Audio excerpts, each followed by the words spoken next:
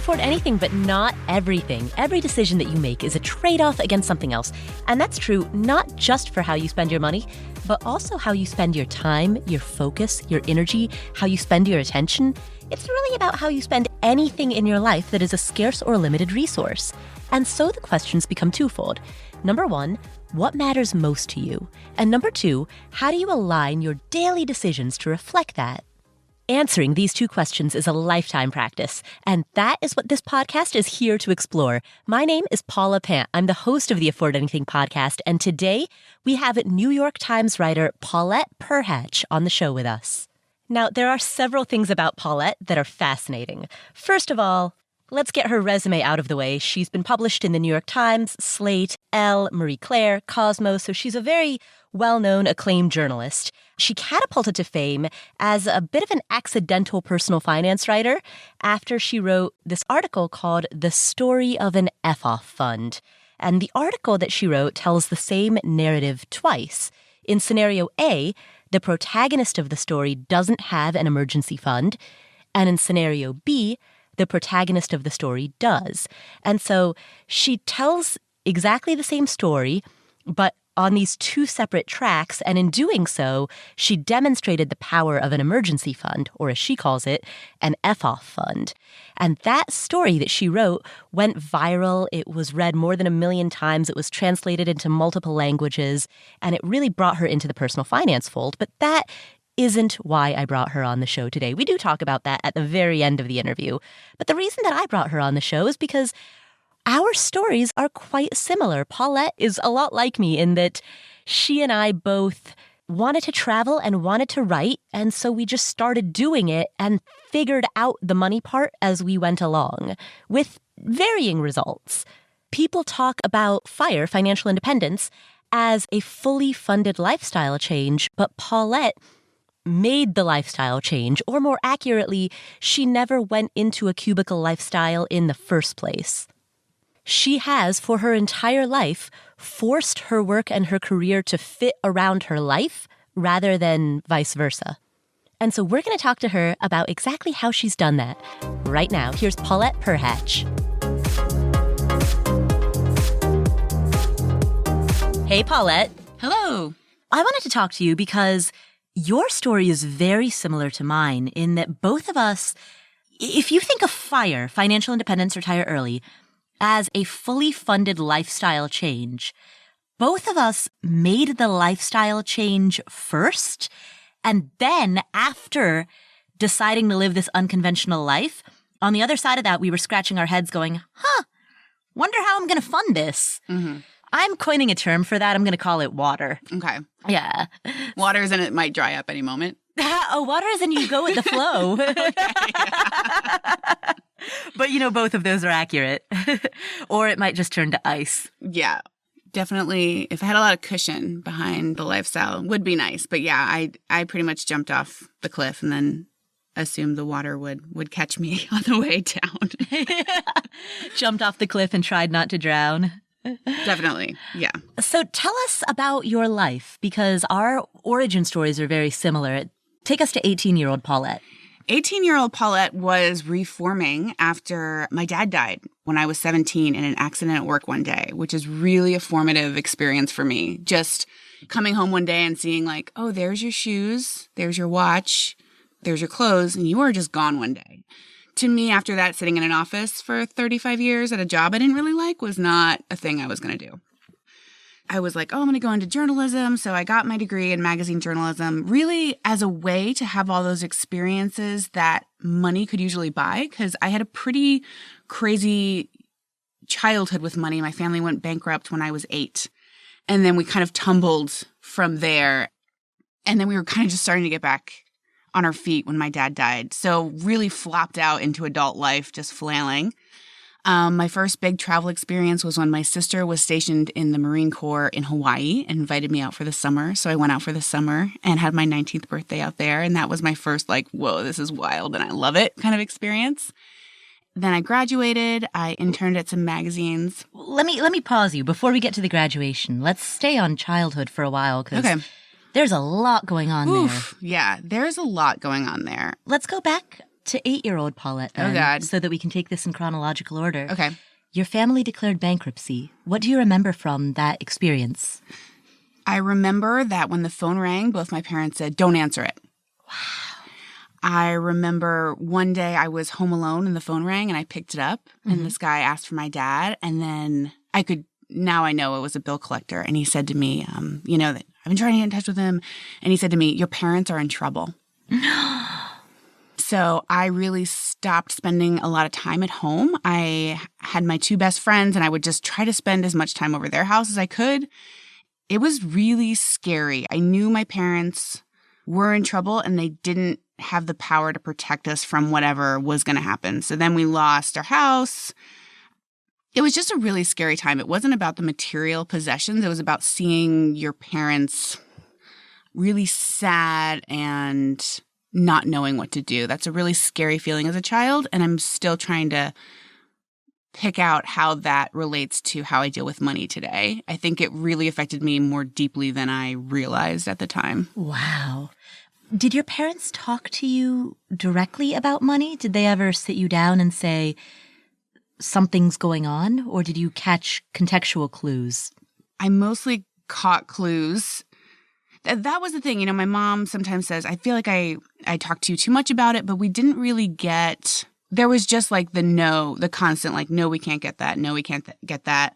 And I have this memory, I loved books. And I had this memory of going to Barnes & Noble and asking my mom for a book. And she gave it to me. She said yes. And then I wanted to show her I was smart. So I read it as fast as possible in the car and said, done. I'm done reading it. And she remembers that story that she's like, you can't say no every time. So yes, I got you this book and you finished reading it before we even got home. It's just like, just seeing it from those perspectives. So to her, she felt disappointed because now she would have to spend more money on another book. Yeah, that it was a purchase that didn't last or bring me like lasting joy. Wow. And I also watched a lot of TV, so it was the time of coming into later like Beverly Hills 90210 and Saved by the Bell and a lot of like Lisa and Saved by the Bell is going shopping. Like you think that I grew up thinking that going shopping was an expression of girlhood. And that was cut off, which is not a tragic story in the scope of the world. I think the craziest thing about it was just the sadness of my parents, but also the frustrations of like a pretty stereotypical young girl who wanted nice things and to have pretty dresses and things like that. So a lot of levels. Where did you live? Where did you and your family live at the time? So we lived in this neighborhood in Florida, and we had... What part of Florida? It was near Tampa. Mm-hmm. It was in Tarpon Springs, the sponge capital of the world. Oh. That's right. Sponge is like the thing in the ocean? Or the thing in the like... ocean. It also has one of the highest concentrations of Greek Americans in the United States, so really good Greek food. Mm-hmm. So we had a house, which to me, like, I went back and visited it, and it's not a big house. It's like a little house, but it had a pool, and it was on the water. Ah. So we were doing well. We had a big van, and a lot of my favorite childhood memories are of buying things. We had a boat. We had a wave runner. Mm-hmm. My dad had a Cadillac. My dad was a businessman, and we were doing well until we were not. Mm. So it was very comfortable until it was very uncomfortable. What triggered the decline? My dad losing employment or having a disagreement with his employer. And, it's one of those, like, never got quite the details. So your dad lost his job? Yeah, pretty much. And he had, like, a fight with another guy at the company and kind of said it was him or me. And my mom always says what my dad didn't know at the time was that guy, like, slept on the floor of the office while the owner was building the company. So he would never have fired him. So when he said him or me, it was like, well, it's got to be you. So they didn't have as much in savings as they should have. And we didn't have like Dave Ramsey and we didn't have, you didn't even have the internet back then. But it was funny. I remember seeing Tony Robbins' Personal Power tapes in their car when everything was going down and really thinking like, that must be total crap. And reading like the cover and being like, no, this is total crap because we have these tapes, but everything's still sinking. So this must be worthless. And I was very against self-help for a long time. Did you know when your parents declared bankruptcy? I mean, what you've described so far is that you got a sense that something was going wrong. You noticed that bill collectors were calling. Did you know when they began filing the paperwork? No, not at all. I have this memory of hearing my dad on the phone at one point just saying please to someone. And just the tone in his voice stopped me short. I remember one time there just wasn't food in the house, and I knew better than to ask. But there wasn't food in a house on the water with a pool. Yeah. And so that kind of turned me against nice things for a long time. Yeah. We're really scooping out the depths of everything I'm trying to figure out now of just like, okay, what did all this do? Yeah, it just felt pretty terrible for quite a while and felt like a secret, and we weren't told like not to tell, but my life at home and how things were felt like a secret. You mentioned that your family ultimately lost the house. How did your parents talk to you about that? Did they say we're moving out, or did they tell you that they lost it to foreclosure? I don't remember the conversation, but I do remember knowing we were going to lose the house before we did, knowing we couldn't afford the house anymore. Everything in the house had changed. It almost felt like a different place. And we were, my dad was the funniest person ever. Like, everyone called him Big Pete. His funeral, his best friend said to me, like, this is the biggest funeral I've ever seen. Like, the most people. Like, he was a beloved character. So we were a very, like, happy family. But aside from all this stuff going on, there was a lot of joking, a lot of laughing. But this time I just remember, like, the silence of the house, the silence among all of us, I don't remember a big conversation. It didn't come as a surprise. And then I really hated the house we moved into after that. Did you have to transfer schools, or could you stay in the same school district? No, we actually moved into the same neighborhood, but like a much worse house in the same neighborhood. So I know that my parents tried to keep things as stable for us as they could, Do you have any brothers or sisters? Yeah, I have one brother and one sister. So I was the youngest, and then we're 2 years older than 2 years older again. So they were a little bit older. When I was going through middle school, things were really, really tough. And, I wore my brother's clothes. I remember just like, because the thing was, it kind of tumbled us down the hierarchy of needs, because when you are just trying to keep food on the table, you can't really worry about like keeping the house clean, doing laundry, everything it just became like this chaos that we couldn't catch up from. And my mom's an amazing support and really allows me to talk about this so that other people can learn from it and relate to it, know they're not alone going through it. And I wrote about this in an article for ELLE about how one time she was working her summer job. She was a teacher, which also makes me like crazy about how like teacher salaries are so low, because that was part of the problem. And she was working her summer job, and she wanted to get a hamburger at McDonald's for lunch, which was 40 cents. She did not have the 40 cents. She had already scooped out her car so many times for change, did not have 40 cents. So it was just at that level of broke. Had your parents canceled their credit cards? And I think everything had been maxed out, overdue, And then at that point, my mom really started to wise up. And I remember her bringing me over offers for new credit cards, because then they prey on you once they know you're desperate. And she said, hey, look at this. Okay, look down here. If it says if you can't make a payment, it will go up to like 30% interest or whatever it was. She really started looking at the fine print and getting smarter about money. She learned through necessity. Yeah. So, and she's like, it was the rise of, in the 80s, the rise of credit cards and the commercials. You can have anything you want. And of course, hindsight's 20/20, but my dad could always get another job because I think he was so funny and so lovable and so smart. But then he just couldn't do it. Wow. So what happened in the decade that followed? Your parents declared bankruptcy when you were 8, and 9 years later, your dad passed away. Tell me about that decade. It sucked. Yeah. There was a lot of asking for things. My mom and I would go to the mall to like window shop, quote window shop. And now knowing what I know now about like neuromarketing and how everything is designed to make you want things, obviously, we would always get in a fight because I always wanted more. I spent, like I said, a lot of time over at my best friend's house because their family seemed like they, had it together, and just became like an adopted little side child of their family.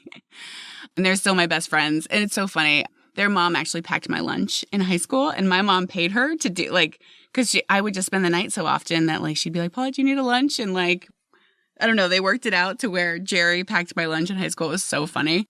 I did get to do things like I went on a youth group ski trip in 9th grade, and I really wanted to go, you know, and I asked my mom, because I was writing a book proposal for a financial memoir.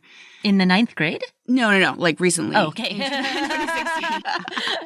I asked my mom, do you remember how much that trip was? And she goes, $160. She knew 16, 20 years later how much that trip was because they didn't want to say no. But I remember, like, I went to Burlington Coat Factory and I wanted this, like, really cute ski jacket and I couldn't get it because I couldn't afford it. And then my friend went and got the same one. And I was like, oh, God. And I wore some, like, someone's uncle's clothes that were all too big and ugly. And, of course, then you say, like, okay, well, this is, like, my problem all the time. I'm always trying to rehear my own story or geolocate in a way my own story globally, right? Mm-hmm. To see my own life globally, but I'm not like a global animal.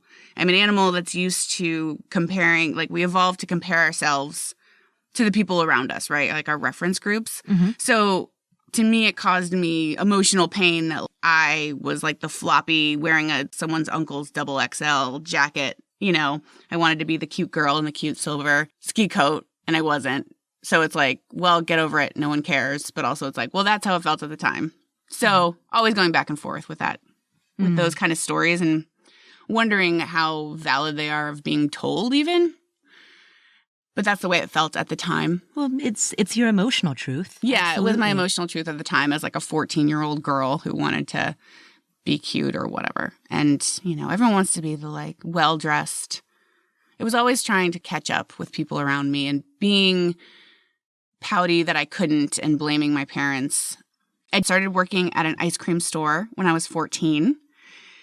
And I remember my first paycheck and I got myself a little boom box. Mm-hmm. And that was like such a great feeling. I made minimum wage, like $4.25 an hour, I think. And then I worked at a skating rink. And whenever I don't like my work now, I think about cleaning bathrooms at that skating rink to the sound of Spice Girls and NSYNC, from which I have some kind of PTSD. And then all the kids would leave and it would be silent for like 1 second. And now being a writer and knowing how much I thrive in silence alone, and no, I recognize like how hard this environment was for me.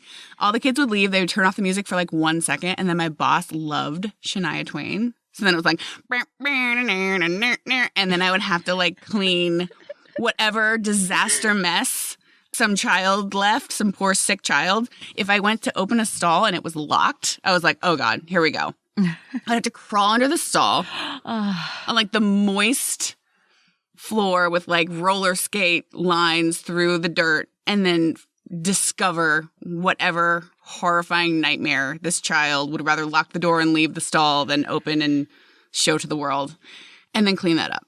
Wow. So that was fun. Anytime that I'm stressed out about work, I think back to my first job, which was the drive-thru of McDonald's. Oh, really? And I'm like, you know what? Anything is better than that. Oh, God. Anything I've ever done is better than that. Yeah. I'm really glad I had that experience, though, because... Yeah, it makes every job from that point forward better. Yeah. Yeah. Then we started to kind of make our own money. That was nice. That was really good. It gave me a sense of control over my own spending money. The other thing was I could always get money out of my dad because I was such a daddy's girl.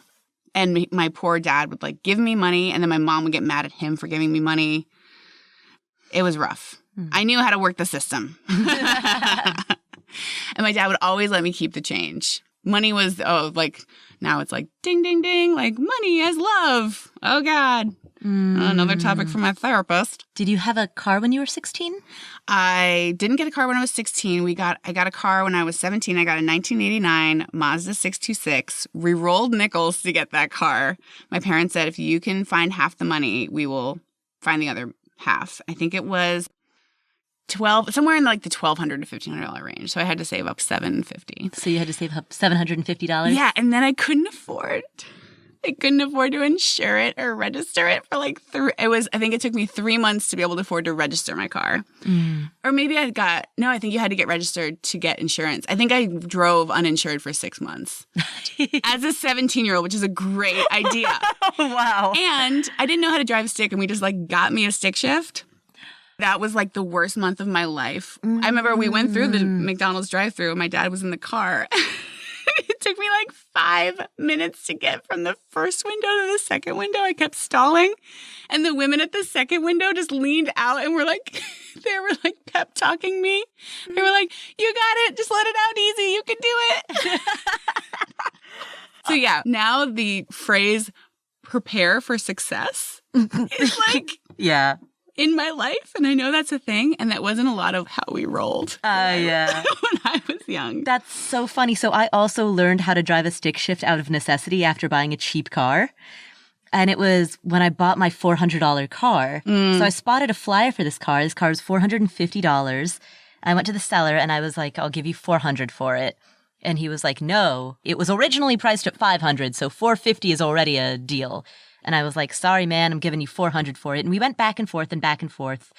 And eventually I got it for $400. Actually, it might have been $420. I think I had to compromise somewhere in between $400 and $450. But then it turned out to be a stick shift. It was a 4-speed. It was a 4-speed manual. And I didn't know how to drive a stick. And so I just tried to figure it out and stalled all over the streets of oh my God, Boulder, Colorado. And then eventually the way that I learned, because I kept trying to get friends to teach me and nobody had the patience. But then eventually one of my roommates got a DUI. And so her license got taken away. And so she wanted me to drive her around everywhere. And she knew how to drive a stick. So I was like, all right, Jessica, if you can teach me how to drive a stick, I will drive you around to wherever you want to go. And so that incentivized her to actually have the patience to teach me. Oh, man. My poor friends at that time, my God. Yeah. It took me like 4 cycles to get through a left turn one time. And my friends played in a band and they were much older. And outside the club where they were playing, like I was leaving and everyone started leaving the club and I didn't want to have to stop because I knew I would stall out and I didn't want to seem like a loser. So I like tried to just like tap the horn, but it was like honk, like I was honking like a total jerk. And then I had to stop anyway. And then I stalled and then I restarted. And then there was a stop sign like right there. And then I peeled out on accident. Oh, man. Yeah. But you know what? All these humbling experiences are so important.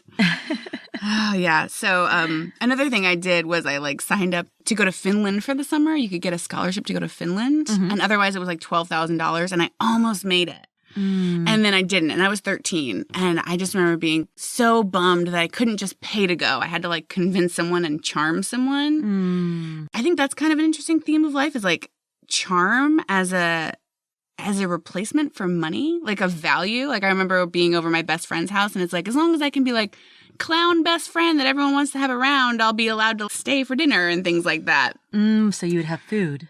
Well, right? Yeah. I mean, I didn't ever feel like I would go hungry. Like I remember when there wasn't really food in the cabinet, I put like barbecue sauce on bread, right? So it was like we had bread and barbecue sauce.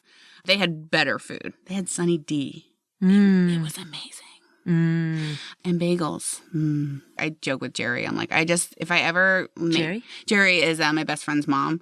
But I'm like, if I ever really make it, I'm just going to like send her a check for $10,000 and just write like, you know why in the memo. And she'll be like, like grocery bill, 1996 to 2004. Yeah. All right. So then take us to when you were 17. So yeah, I was in class. And they called me out of class, and my dad had gotten a job as a construction site supervisor. And he, was really just nice. He just really seemed to come alive again. I mean, it's got to feel terrible to not work for so long. He would try to start businesses, and he had this deal where it was like they were going to recycle tires to cover the playground floors. That was like a business they were starting. I just remember him saying like, when this deal comes through, like we'll get money. And I just remember thinking like, give me a steady job at a corporate company. Like to me, when I was little, that sounded like the best thing ever. So then he finally got this job, and you could just tell like there was like that sense of pride again, or that sense of, I don't know, he just seemed happier. Mm-hmm. And then my mom called, they called me out of class, and my mom and Jerry were there, clearly had been crying. And my mom said, Daddy's been in an accident. And I just like pictured him like in a wheelchair, and then she just said, Daddy didn't make it. And I just like screamed. My entire class ran out of the classroom. Yeah, then I went home, and it was, the weird thing about it is there was this underlying thing that I later recognized as full presence, because like you're in shock, right? So I graduated high school 2 months later. Then I drove off to college by myself. No one was at the house when I left. Mm. I've actually had the experience in the last week. I've been lost on a college campus twice, and just realizing like how much anxiety a college campus gives me, because it's just a memory of that time. And it was so hard. And I forgot my book of CDs, and the only CD in my little boombox was Radiohead's The Bends. So for about 4 months until I went home again, it was just me and Radiohead and my grief over my dad dying, which didn't really hit until about 3 months after he died. Mm-hmm. And then it was like, oh my God. It just really like obliterated my soul. Mm. There's no way to talk about it in a way that doesn't sound too dramatic. It just took me down to like nothing. I really became very exhausted. And also really selfish during that time. And my best friends, my poor best friends. I mean, like, they're trying to have their first year at college too. So I became like really bitter, pretty selfish, and eventually just felt too tired. And I just became like fairly suicidal. Mm. I was just tired, just so tired. And I just thought that was the way life was going to be. Mm. It was funny because it has a money theme. I actually remember like I had a few thousand in my bank account for my student loans, and just thinking about like what I would do with that money. I would do some big thing with it or go somewhere and end my life. This is your freshman year? Yeah, but I couldn't do that to my mom. So there wasn't any life insurance. And thank God we were all like as old as we were. You think about people who, if we had been, 8, 10, and 12, it's like no one swoops in. You think someone's going to swoop in. No one swoops in. It's just the way it is. My mom was able to do things like pay for my cell phone bill during college. So she helped me out. Of course, there was like the here and there, Mom, can I have $200? Things like that. Whoever designed the system of like sending 17-year-olds a few $1,000s at once for student loans to last them 4 months, I don't think was really thinking things through. So of course, oh my God, college was a shit show. There was one night that I pretty much consider like it was the hardest day. And I just called my best friend. I just knew I had to call someone. And after you've been like such a burden for so long, it's so hard to like call again and be like, hey, again, I need you to like come over. But she talked me through it, and she was like, I love you more than you know. And just the way she phrased that and was like, more than you know, it just reminded me of like everything I don't know and like being open. So I remember about 10 months after my dad died, just being like, okay, I'm ready to like live again.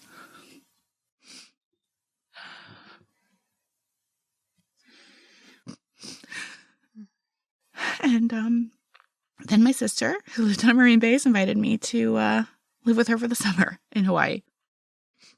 That was a good place to figure out how to live again. And she lived like 100 yards from a beach in Hawaii on the Marine base in Kaneohe. I spent $740, which was like the biggest check I'd ever written, to go out to Hawaii and just wrote. I didn't have any money, but I didn't do anything.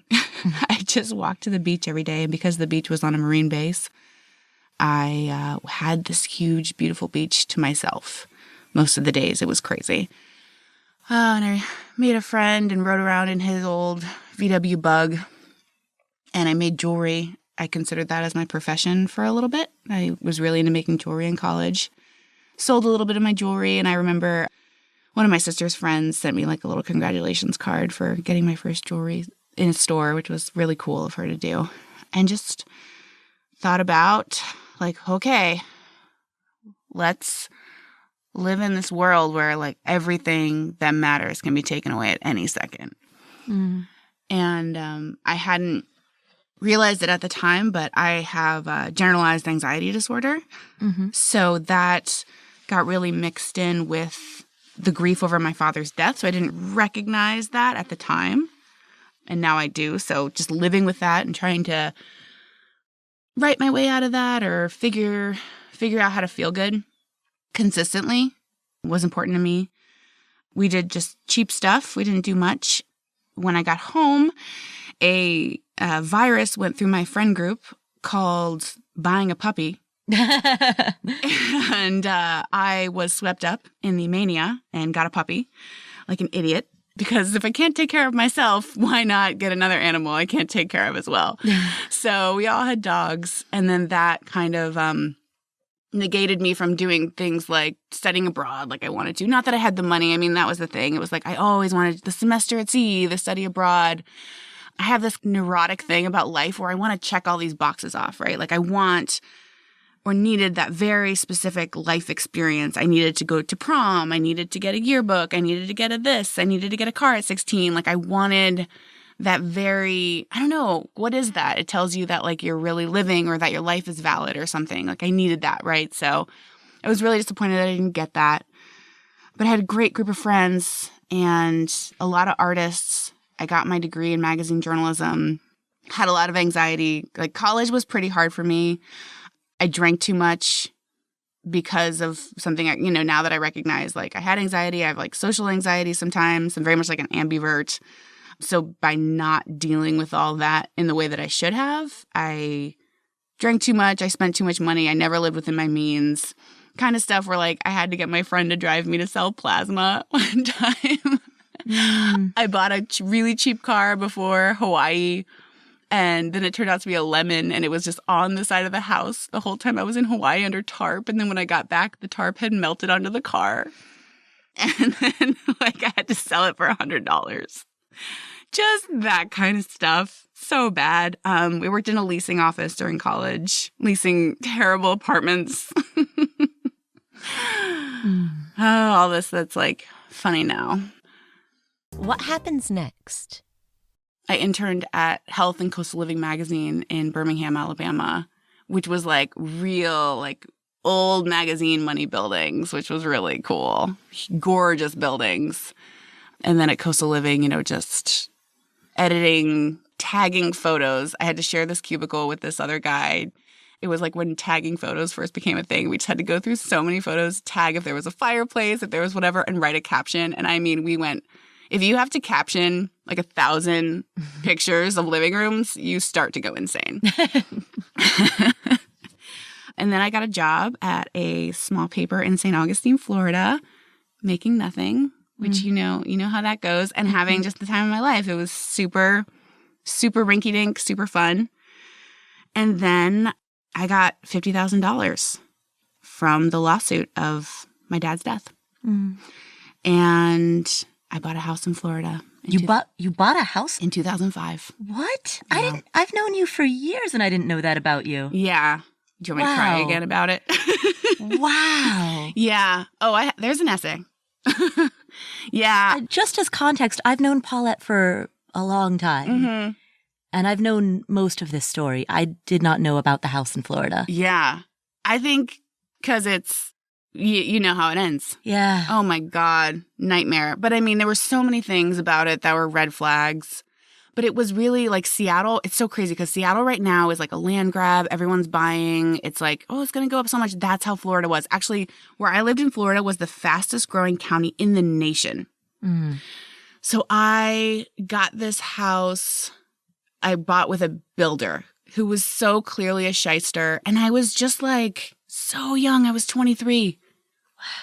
and didn't know what I was doing. Tell us the details. So did you put all $50,000 towards this house? How much did it cost? Where in Florida was it? So the house was a little inland, right? So the best place to live was out toward the water, toward the beach, obviously. And this was like a little far inland, right?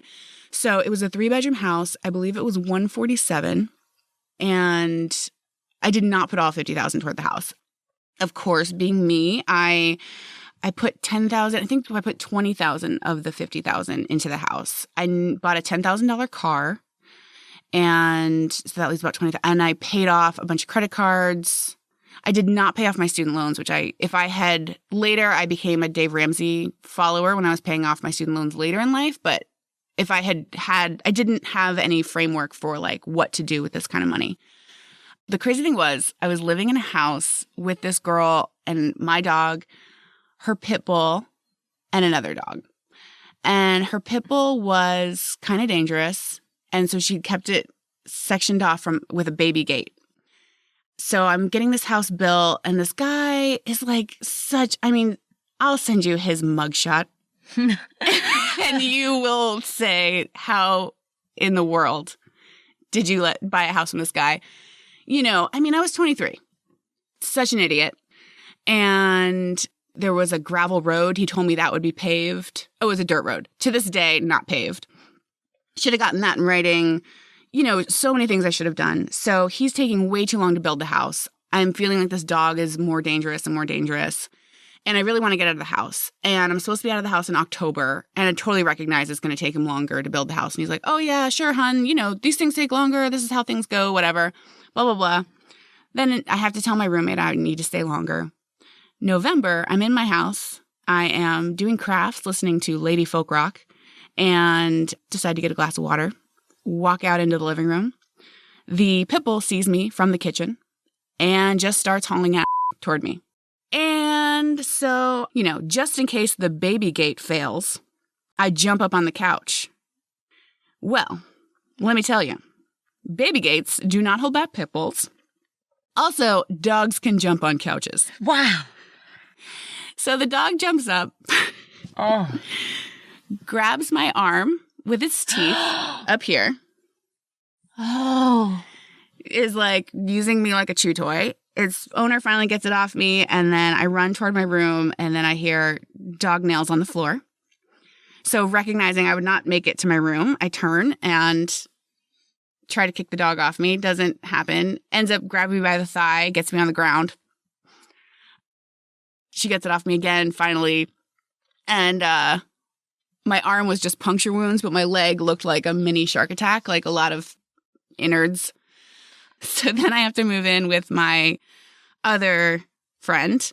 So through these stories, you will hear a lot of themes of other people taking care of me, not watching out enough for myself, not protecting myself enough financially or otherwise. So in this essay that I ended up writing about it, I compare getting attacked by the pit bull to what went down with my house of like warning sign after warning sign that things were going to go terribly. And then they do. So, oh my God, the house was such a nightmare. Like and I haven't talked to you about this, but when I hear have renters, I think about the roommate I had who left disgusting things like entire chickens out on the counter, picked over till the morning. She let her boyfriend just kind of move in. They took out the couch bed in the living room and just lived in the living room. She got a puppy, and then he had some pyramid scheme with porn that he kept trying to get me into. I was like, no, thank you. And then my next roommate was there for 2 weeks, and he said he was sick. And then his sister was like, he's going to be taken out to the hospital due to alcohol poisoning. And I was like, okay. So then I had all these EMTs in my house, moving my furniture, taking him out on a stretcher. I go into his room. There's a bottle of vodka, an empty bottle of vodka for every day he'd been there, cigarette burns in the carpet, and then I'm going to say something graphic. Yeah. Are you ready? Yeah. His alcohol-induced diarrhea shits dried all over the bathroom, under the bathroom rug, Paula. Under. And so I had to clean that up. I would set a timer for 5 minutes, have flashbacks to when I worked at the skating rink, and I was just cleaning it up, and I was just like, stocks. Next time, stocks. No one has to clean off stocks. Why didn't you hire a cleaning person? Oh, I didn't have money for a cleaning person. So here's where I'm going to give the disclaimer. This is not how you buy a rental property. You bake in a budget for hiring a team, and one, you're running the numbers to see if the property works. So, yeah. Yeah. See, I don't do financial advice. I do financial, warning. Yeah. The thing is, oftentimes if somebody hasn't properly analyzed a rental property, they'll have a bad experience with it because that particular property is not a good rental. And then that experience scares them away from buying a rental property. But the problem isn't rental properties generally. The problem is they did not run a proper analysis before buying the property. See, I'm going to take your course and then I'll feel better. So yeah, that was nightmare time. So then so many crazy stories happen. The whole time my house is just diving in value. I still have issues when I look at Zillow. I'm like, oh God, Zillow. Because Zillow was where I got the bad news, where it was just falling. And then at that same time, I was applying to go to Peace Corps because I was like, okay, I want to travel. I still haven't traveled. I'm never going to do it unless I just do it. The only way I could afford to was to do it for work. Mm-hmm. The recession was coming on. It was 2008. I ended up leaving. I was very lucky to get renters who were in my house the entire time I was in Peace Corps, and nothing went wrong. I sold my car for $5,000 before I went to Peace Corps, and that was my buffer money, which I slowly ebbed away during Peace Corps in the ATMs at the Capitol, where all you had to do was think in dollars instead of guaranis in Paraguay, and just be like, I'm just going to take 20 here, 20 there, and next thing you know, and visits home and things like that. So then what happened after Peace Corps? Because similar to me, you came back and you decided to be self-employed forever. Yeah? We both went overseas for 2 years and then came back to the U.S. and decided that the 9-to-5 life was not for us. And we both did it without first having any money. So that's why I call us water instead of fire, because we both did the unfunded lifestyle change. Well, first I came back from Peace Corps such a shit show. I have an essay about this that I wrote for a salon about, I just was like, I cannot do this anymore. It's not fair to my friends or my family to be this way anymore, and just trying to getting to that lowest point. So 2 days after Peace Corps, I'm in a cubicle the size of a bathroom stall, inputting insurance forms from handwriting and sobbing all the time because I didn't have any time to grieve. I just had to get to work because I didn't have any money. Grieve. I mean, coming back from Peace Corps is much harder than going to Peace Corps, I think. You don't have the support system. In one fell swoop, I had, lost my host family who I was super close with, my job. Leaving Peace Corps was kind of a mess for me a little bit. But the best experience I got out of that was this energy, this I'm not staying here energy. So I'm like, okay, you really hate where you are right now. You're in a tiny cubicle being yelled at work, which is not okay. I do not like being yelled at work. Quick time out. How did you get a job so quickly after coming back from Peace Corps? How was it that you were working 2 days after getting back to the U.S.? I was temping. And so in order to get out of taking foreign language classes in college, which was hilarious once I went to Peace Corps and could have used that Spanish, I took computer classes. So I was really good at Excel. I'm like a spreadsheet nerd. So that to get hired as a temp, as a spreadsheet nerd, you can get a job pretty quickly. So I just was like, okay, you really hate where you are right now.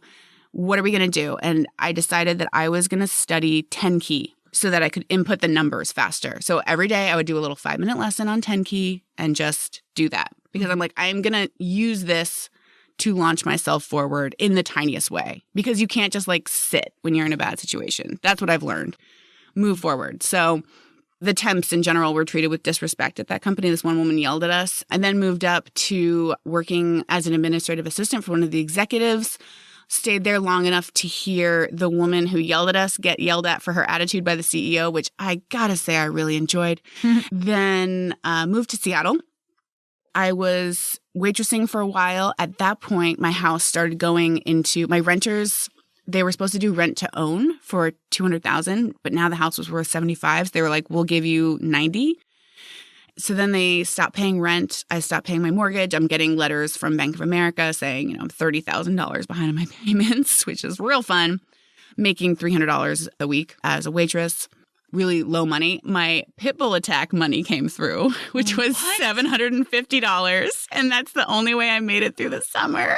What are you? You got a settlement for $750? Yeah. Well, she said she would pay my medical bills. It cost me $1,600, but then she just disappeared on me. I was like, really, dude? Come on. All I want is my medical bills. It's $1,600. So she had already paid me $750, and then I got another $750, and that's what got me through the summer. And I was like, girl, you've got to get your life together. I do not like this sentence, my pit bull money attack came through. I can make it through the summer. I was like, my God. So, but still kept that I'm not staying here energy. I read a lot of books about negotiating and getting a job. I called a career help person. I literally was like, career help person. What are they called? A career coach. Uh-huh. And I said, I have no money. Can you give me one tip? And she said, buy the book, The Overnight Resume. And so I bought that book, got an interview at a tech company, writing proposals, totally was not qualified to get it, but interviewed well. I remember on the day of the interview, I forgot my wallet. It was just life was a show. But I got the job. I told my partner at the time, I was like, I'm going to negotiate for $5,000 more. And he was like, I don't know. You're really desperate for a job. I don't think you should negotiate. But I was like, no, I'm reading all these books about getting a job. You should negotiate. I negotiated for $5,000 more. I asked for that. And they were like, well, what about commission? So I ended up getting 1% commission. And that was, over the next 3 years, $100,000 difference. Wow. So I started making good money. And I liked it. I mean, I had made $28,000 as a reporter. I had made $2,000 a year as a Peace Corps volunteer. And then I'd had little jobs here and there. So I had never made more than $30,000 a year. You see why we get along so well. We have such similar stories, such similar origin stories. So I was like, okay, girl, this is your chance. I was like, you want to be a writer. So I took writing classes at a writing center in Seattle, which was amazing. I paid off my debt. I paid off all my student loan debt, and I wanted to be debt-free by the time I was 30. And literally the week before my birthday, I made it. Wow. It was crazy. So I set myself up for that life because I was like, you want to do that. And I put a ton into my 401k. I put as much as I could into my 401k because now that I've been freelancing for 2 years, I gave myself a few years to take a break. So one thing that strikes me when I hear you tell this story is the power of earning more. I think the reason I talk about that so much is because there's so many blogs and podcasts and voices out there that are like, frugality is the answer to everything. And what I hear when I hear your story is that your problem was not a problem of spending too much. Your problem was a problem of earning too little. You were making $28,000 a year at the St. Augustine newspaper, and then you made a stipend as a Peace Corps volunteer, which, of course, nobody goes into Peace Corps for the money. That's what you're supposed to do. You're a full-time volunteer just on a living stipend. But then the thing that got you to be debt-free is looking for a job that paid really well and negotiating really well during the hiring process so that you could were you making six figures? 1 year I broke six figures by $600. Nice. Okay, so you were making close to or at six figures, and that was the thing that made the difference. And the thing that I felt at that time was that I earned it. I killed it at that job, and I knew that I couldn't afford to not kill it, and it was the first time that I had really high expectations for myself and really – because when you are making $28,000 a year, you're like, well, I'm making $28,000 a year, so you're not getting the best of me. I got to be honest. Yeah. There was that much money to be made. And I don't think that money is the only, I really love Daniel Pink's Drive, the book Drive. It was also a good challenge for me. I got creative. I rewrote all of our proposals. I learned InDesign really well, which began my love of Adobe products. And I still love to this day graphic design. And that's a part of my creative expression now too. And so that opened up. I started learning on lynda.com, and those people, Lynda, call me. You need to start paying me because all I do is talk about lynda.com, which is being rebranded as LinkedIn Learning. And they're a sponsor of this show. Oh, get out of town. All right. Actually, they used to be. They didn't renew. But really, it had been in Peace Corps that I discovered the crazy revolution, really. I don't know how strong of a word to say, but like you can learn from experts anywhere at any time. That in the history of man is a crazy change. So like I just bought a horse in Paraguay. I just kind of snapped after a year. Long story. Anyway, bought a horse and then just like Googled like how to ride horse. Enter. I went to equestrian school on YouTube. And like then there's someone in America like who seemed very professional with a really nice big horse, teaching me how to ride a horse. And I was like, whoa, I'm in the middle of South America. I can't get soy sauce right now. If I want soy sauce, I can't get it. But if I want to learn how to ride a horse from one of the top experts, here it is. And I ended up actually starting a corporate university at that tech company and became like full-on adult education nerd, which has become a big part of what I offer and also what I'm about, because I really didn't take advantage of my education. And I see my own personal education as a pathway to make more money and live my dream at the same time, which I'm trying to do. Because I'm not wasting time here. I got a life to live. So then what happens? So you're at this high-paying job. You're making close to or above 6 figures, above by $600. So you were making $100,600. Then paid off all your debt. You became debt-free. What happened to the house in Florida? The house short sold for almost exactly half of what I paid for it. So about $70,000? Yeah. $75,000 I think it sold for. And then it was just so weird because I think it was like money just became unhinged. At one second you owed $140,000, then you didn't. You're $30,000 behind on those payments, but then you don't owe them. It was this really crazy, mind-boggling thing. I don't know. Didn't it seem like that? Didn't it seem like all of a sudden something really big at one point all of a sudden didn't mean anything? The weird thing about real estate is that $10,000 is a rounding error. Getting into real estate for the first time and getting into a world where I'm someone, as you are, Paulette, also, I'm someone to whom $100 is a big deal. $1,000 is a very big deal. And then you get into the world of real estate and you can make a $10,000 mistake, and that's just called Tuesday. Or conversely, you could make a really good decision and come out $10,000 ahead, and that's just called Wednesday, right? That's what's so hard to grasp, to internalize in the world of real estate. And really in any type of entrepreneurship or running your own business, where all of a sudden the numbers become bigger than you because they are bigger than you, because now it's not just you, it's this business that you're running. It's really crazy. And I think there's something about my history from which I have a hard time going big. I keep staying really small. Mm-hmm. Girl, me too. I mean... No, true. Seriously. Me too. I kind of want to talk about where I'm at right now a little bit. Do it. After the tech company job, I had an article go viral. When did you quit the tech company job? In 2015. Okay. And why did you quit it? It's kind of a long, convoluted story where we parted ways. Oh, got it. Okay, cool. And then I had a 20-hour-a-week job. I really got into, okay, how am I going to do this? How am I going to... Well, one of the things that I saw at the tech company was people making a lot of money. The sales guys made a ton of money. And I was like, what if you could, let's say you make $100 an hour. Can you make $100 an hour and work for 20 hours a week? So I was very interested in taking off the 40 hours a week label. And this is what I think being a Peace Corps volunteer, even though I didn't make a lot of money, I got a ton of value out of Peace Corps. I mean, you're on the other side of the planet. You look up for the stars that you know, and you realize like, oh no, this is the darkness on the other side, underneath. We are floating in space. Who the hell decided that we have to work 40 hours a week? Yeah. We evolved from single-celled organisms. We don't even know where we are, what we're doing. Why are we like sitting in car? I mean, all the stuff that you guys probably already thinking, but Peace Corps really rammed it home for me. And coupling Peace Corps with the way that I saw my dad's life end so abruptly, I'm doing my own thing. and I'm going to make it work. So I read The 4-Hour Work Week.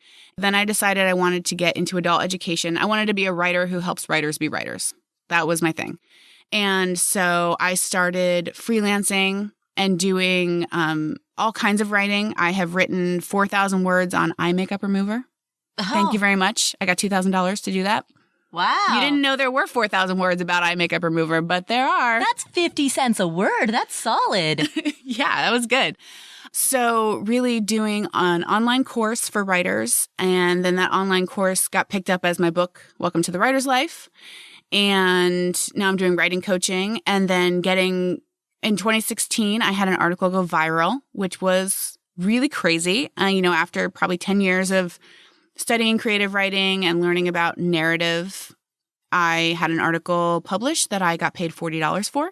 My story, a story of an F-off fund, mostly about rethinking situations that I had been in life without any extra money and where people had exerted control over my life. It wasn't exactly my story, but kind of a fictionalized version of things that had happened to me. And then replaying what that story might look like if I had had a few thousand in the bank. Now that I had a few thousand in the bank, really for the first time after those situations had happened. Wait, so you were going back through earlier life stories and reimagining what they would have been like if you had had a little bit more cash? Yes, and imagining what that power would have looked like, how the power dynamic would have gone down. So it was so funny. I was actually at my 20-hour a week day job in my cubicle, and people started posting the story. People started tweeting about it. And then at like 10 a.m., Jezebel wrote a story about my story. I can comfortably say 1 million people read it. I saw it in all different languages, all around the world. It was mentioned in ELLE and in all kinds of magazines. It was crazy. And we will link to it in the show notes. Link in the show notes. And so that was a really cool show of the power of art, because how many people have said you need to save money for a rainy day? I don't know. The more that I research art and its history, the more I see how integral it is to the human experience and valuable. It's helped me value my work. So since then, I've gotten stories for the New York Times and become a more well-known writer and a go-to person as someone who can put power to words, whether it is in persuasive writing for a business, which I'm happy to do. DM me. I was kidding. Then I do writing for websites and businesses and just pick up things here and there. And I coach writers and I sell my writer's course, and it all trickles in, So you've been self-employed since 2015 then? Yes. Well, there was a break. 2015, I left the tech company.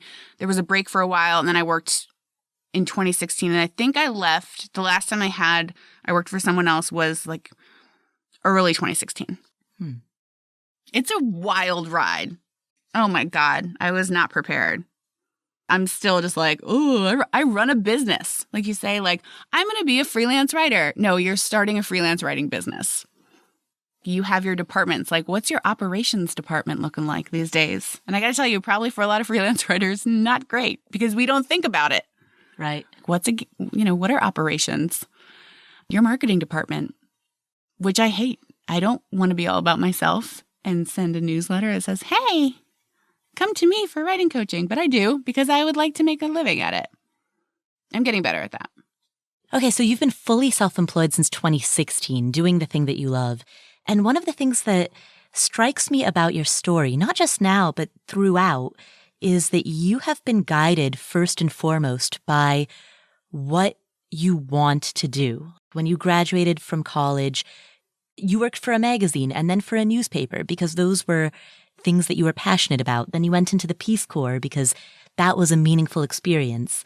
And then you were in debt, so you leveraged the power of earning more and worked for a tech company and made $100,600 per year in your best year and got yourself out of debt. And since 2016, you've been completely on your own. And that's not without its hiccups. It's not without its ups and downs, but your motivation has been to lead with what you want to do and figure out how to make the money work out. And it's working on a lot of levels. I am as happy as I thought I would be if I did this. And it comes from a place of gratitude that we have the opportunity to do this, because not a lot of people do. And I think if you do have that opportunity, you should go for it if you can, and stay financially stable. One of my jobs in the personal finance world, which I have been scooped into because of the F-off fun story, is that I'm here to say, oh my gosh, I'm bad with money too. My friends want me to say I'm getting better with money. I'm learning to be better with money. And even when you mess up again, over the last year, I started my blog and I was like, I'm going to save my $10,000 again. And so your goal for this year was to save $10,000? Yeah, my goal for this year was to save $10,000, and I went $13,000 in debt this year. I'm like, oh, okay. So interesting. Good, interesting move there. By the way, when we say this year, we're recording this in 2018. This is not going to air until 2019. Oh, so just to keep saying, okay, well, what do I need to do now? And continuing to be open about money struggles, especially in the face of things like the neuromarketing industry, which other generations have not had to face, and just the onslaught of consumerism that we grow up in, coupled with my history with money, and just to continue to be out and not have shame about it, and to say, oh, these are the struggles I'm facing. Because I am a writer. I'm a creative person. I'm impulsive. That's a lot of what makes me who I am in the best ways. And it's what makes me who I am in the worst ways. And just to try to corral the things that can be out of control about my personality. So, and to continue to have that I'm not staying here energy. And what that means for me this year is to say, okay, over the next year, I'm giving myself a freelancer MBA. And so that's a list of courses that I have on LinkedIn Learning. That's about 12 books. And I just said, for the next year, I'm going to pause a little bit learning about my craft, and I'm going to learn about business. That's how I'm going to face whatever situation I'm in right now, because I think a lot of people in the personal finance community are very good with money naturally, it seems like. Mm-hmm. There are definitely a few, a lot of people talk about past mistakes and things like that. And I really want to help creative people make it financially and figure it out as I figure it out. But I think overall, it's so worth making it work, because it is such a joyful thing. It makes me think about the regrets of the dying, and how the number one regret that this hospice nurse, Bronnie Ware, saw over and over was, I wish I'd lived my life in the way that I wanted, not what other people expected of me. And it's such a joy, and climbing back up that hierarchy of needs and reaching the top of self-actualization, where I feel like this is what I'm made to do. This is where I bring value to other people, being a writer. And, I was reading Essentialism as part of my freelancer MBA. Mm-hmm. I said, where can you contribute most? And I realized, I said, what I can do is be a shameless goofball. And that's where that's my place, right? And I think that other people relate to that. And also, as I learn and address the parts of myself that make it hard to function as an artist and make that art work and make that art life work, I can help other people figure it out too, because it is figure outable. There's something that I have to dig deep and get out of my past that causes me to live outside my means and spend more than I have and be almost too afraid to plan because things feel so out of control. But I can get up in the morning and say, no, check your YNAB, and have that meeting with your partner and say, what are we doing with money? What's our plan? And even when it's not working, to stop and say, okay, what's making it not work? So this year has worked in so many ways. I feel like I've grown my network. I've gotten a few more stories in the New York Times. Like, things have worked on one level that's not as easy to graph as the financial level. But it was a year of building my business, and I really feel like next year it will pay off. And I'm betting on and investing in myself.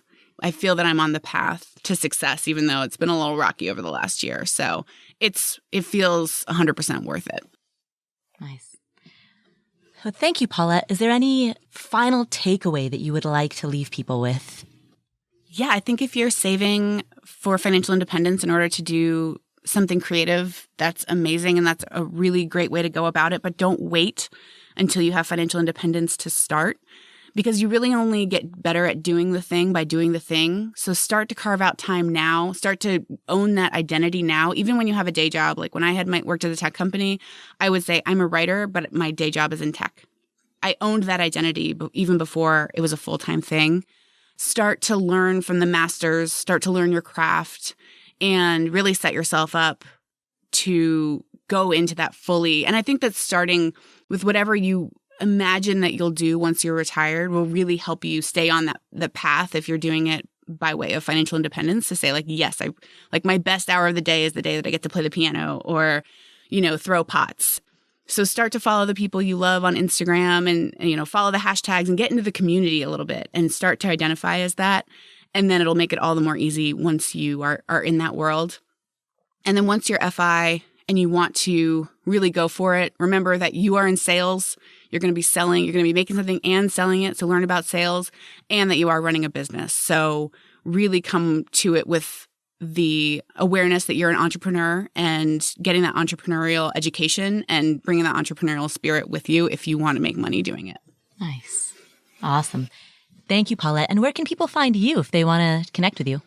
I am on Instagram as Paulette J. Perhach. I lost Paulette Perhach. I don't know what I did. And I'm on Twitter as Paulette Perhach. Those are the easiest ways. My blog is foffun.com, spelled out. Mm-hmm. And I'm also at pauletteperhach.com. And we will link to all of those in the show notes.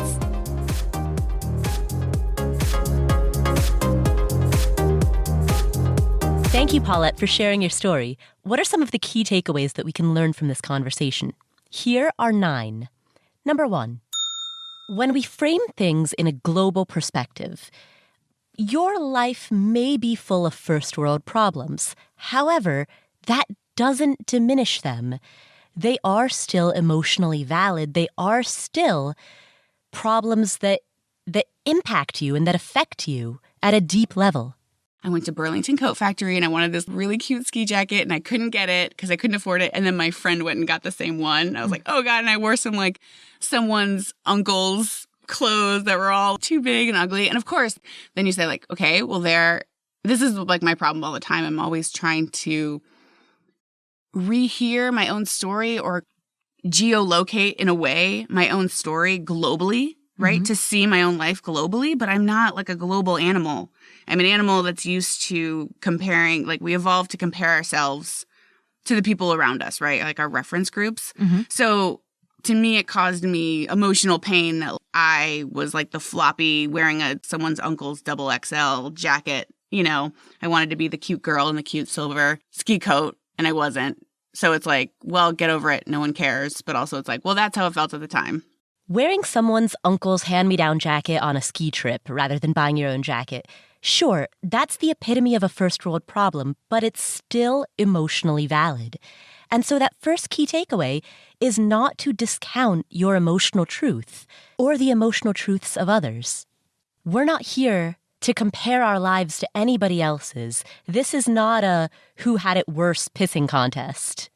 If something is emotionally true to you, then it matters. And if something is emotionally true to the person that you're speaking with, it matters. So that's that first key takeaway. Yes, there are people who have it worse, but that does not diminish what you are experiencing. Key takeaway number 2. Sometimes we want things because we've been taught that having that thing validates our existence. That was the thing. It was like, I always wanted the semester at sea, the study abroad. I have this neurotic thing about life where I want to check all these boxes off. I want or needed that very specific life experience. I needed to go to prom. I needed to get a yearbook. I needed to get a this. I needed to get a car at 16. Like I wanted that very, I don't know, what is that? It tells you that you're really living or that your life is valid or something. Like I needed that. I thought that was a good observation when Paulette said that checking the boxes feels like it validates your life. When you're in high school, it's going to prom and going to high school football games and getting a yearbook and a class ring and a senior photo. Those are the check boxes that validate your life, that validate that, yes, you did the high school thing. And when you're at college, it's study abroad or semester at sea. And then when you're older, it's getting the house and the nice car and the diamond ring and the big wedding and the big TV and a china set for some reason. In rich person society or an upper middle class society, those are the types of things that we are taught validate that you're a grown-up. And sometimes people want that in order to validate that stage of life. So ask yourself, if you find yourself wanting something, do you want the thing itself, or do you want the feeling of validation that that thing symbolizes? And if what you're actually going for is that sense of validation, is there a free or cheap way to get it? Is there an alternative that doesn't involve spending thousands of dollars? So that is key takeaway number 2. Key takeaway number 3, move forward. So I just was like, okay, you really hate where you are right now. What are we going to do? And I decided that I was going to study 10 key so that I could input the numbers faster. So every day I would do a little 5-minute lesson on 10 key and just do that. Because I'm like, I'm going to use this to launch myself forward in the tiniest way. Because you can't just like sit when you're in a bad situation. That's what I've learned. Move forward.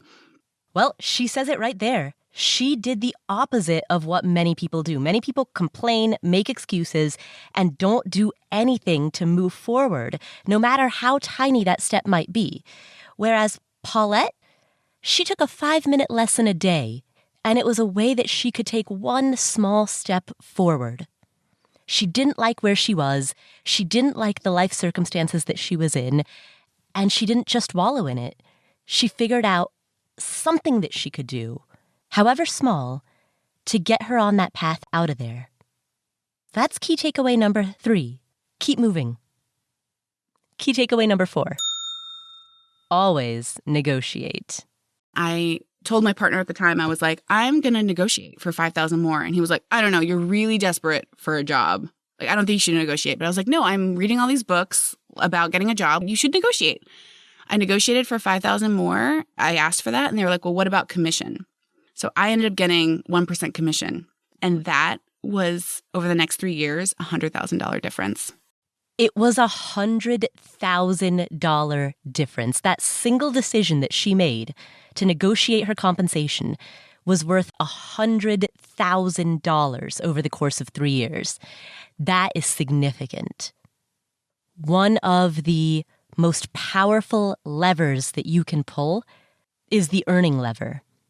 And negotiating for a higher salary or negotiating to receive a 1% commission on the sales that you make in addition to your salary, those are the types of moves that propel you forward. So don't be afraid to negotiate. Don't be afraid to raise your rates. Don't be afraid to make career moves, to jump to a different company if that's what it takes in order to give yourself a raise. Because at the end of the day, nobody's looking out for your earnings more than you. So that is key takeaway number 4. Negotiate and keep leveling up. Key takeaway number 5. Commit to the value and the practice of lifelong learning. And I ended up actually starting a corporate university at that tech company and became like full-on adult education nerd, which has become a big part of my, what I offer and also what I'm about, because I really didn't take advantage of my education. And I see my own personal education as a pathway to make more money and live my dream at the same time. Paulette's story is very much reflective of the power of lifelong learning, the power of continuing to develop new skills and continually self-educate. Long after her formal education is over, she keeps reading and learning and sharpening the saw. And that has been a big piece of her success. And so that's key takeaway number 5. Commit to the practice of lifelong learning. Key takeaway number 6. A job can be valuable even if it doesn't pay a lot. Even though I didn't make a lot of money, I got a ton of value out of Peace Corps. I mean, you're on the other side of the planet. You look up for the stars that you know, and you realize, like, oh no, this is the darkness on the other side, underneath. We are floating in space. Who the hell decided that we have to work 40 hours a week? There is often no correlation between the income that you get from a job versus the value that you receive from that job. Paulette didn't make much money in the Peace Corps, but she learned a great deal. And when I was a newspaper reporter, I made a starting salary of $21,000 and an ending salary of $31,000. But even though I didn't make very much, That's where I refined my skills as a writer. And because I developed those skills, I then had the skill set to be able to start a successful blog. And then 5 years after I started that blog, I launched this podcast with a co-host. And because both myself and my co-host had existing blog audiences, we had a very strong launch, which contributed to the rapid success of this podcast. So even though I didn't make much money when I worked at a newspaper, I made $31,000 at my peak, I learned how to write. And that skill has created multiple hundreds of thousands of dollars of value over my still pretty young lifetime. So the point of that is that if you need money to pay off debt, or if you need money to buy a rental property or to seed a small business, if you need a cash up, then sure, do what Paulette did and take a high-paying job for the salary. And when Paulette took that high-paying tech job and she just needed a cash up. But if you're in a position in which you're not in a debt emergency and you have the leeway and the flexibility to do so, it can be worthwhile to take a job for the life skills that it will teach you rather than the paycheck, knowing that there's no correlation necessarily between income and value that you yourself, as an employee or as a worker, get from that job. And so that is key takeaway number 6. Jobs can be valuable even if they don't pay a lot.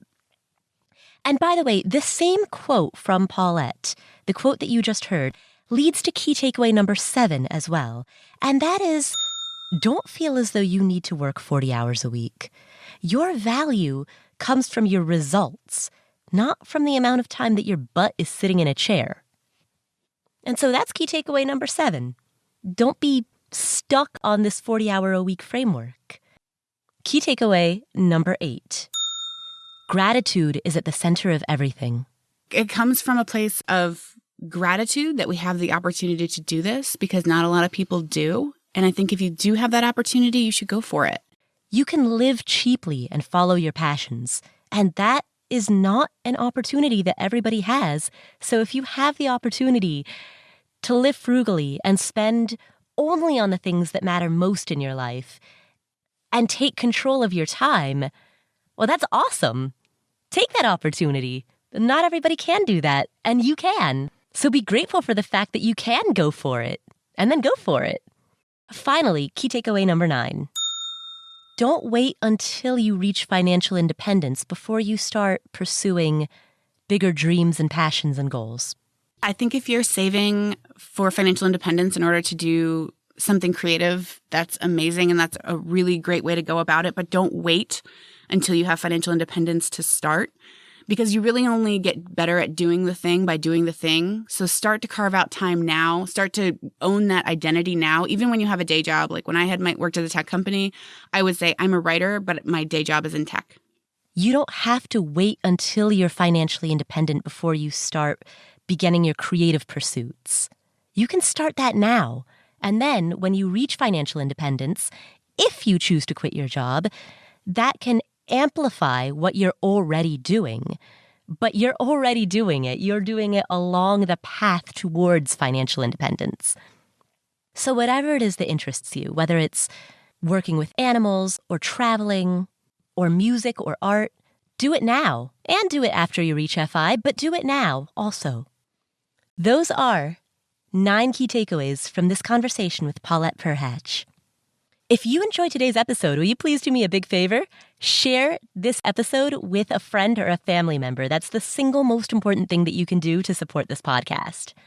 Send them a link to this episode or teach them how to download a podcast if they've never listened to podcasts before. We're on Spotify. We're also on YouTube, youtube.com/affordanything. And of course, we're on every major podcast player like Apple Podcasts or Overcast or Stitcher. Also, don't forget to hit that subscribe button in your favorite podcast playing app so that you don't miss any upcoming episodes. By the way, do you want a rundown of some of the guests that are coming up? All right, this is exciting. So we have Daniel Pink. He's the author of Drive, and he has a new book out called When. He is joining us on the show. That will be the February 1st episode. Dr. Cal Newport. He was a previous guest on this show. He's the author of Deep Work and So Good They Can't Ignore You.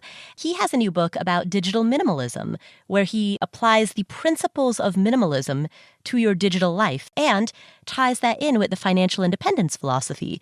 So Cal Newport and I discussed that. That's coming up on an upcoming episode. And acclaimed investor Larry Swedroe joins us to talk about, well, investing. All of that is coming up on the Afford Anything podcast in the month of February 2019. So make sure you hit the subscribe button so that you don't miss any of those awesome interviews. As a reminder, myself, Vicki Robin, who's the author of Your Money or Your Life, and Tanya Hester, who is the blogger behind Our Next Life, the three of us, along with Cheryl Reed, the organizer, are going to be hosting the first ever Chautauqua event with an all-female speaker lineup. Everybody is welcome. So if you'd like to join us, that's going to be held in Ecuador in November 2019, November 2 through 9, 2019. And you can get details at abovethecloudsretreats.com. Thank you again so much for tuning in. My name is Paula Pant. You can find me on Instagram at Paula Pant, PaulaPant. Have an amazing week, and I'll catch you next week.